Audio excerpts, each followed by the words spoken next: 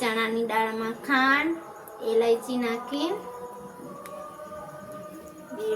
આલુ પરાઠા જેવી જેણે જેણે ખાવું હોય તે આવી જજો. પછી દાળ ભાત બી બનાવ્યા છે, મરચા બી શેકવાના છે.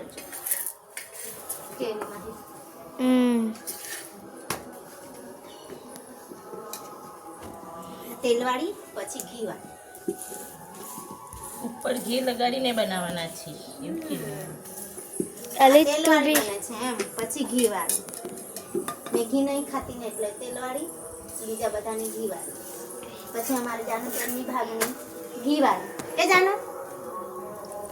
જાનુબેન કઈ છે? જાનુબેનની એન્ટ્રી થાય છે અત્યારે.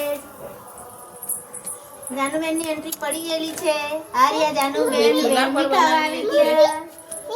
ચૂલા પર બનાવીએ છીએ. સ્વાદ લેવો ચૂલા ના ખાવાના એવું છે જાનુ.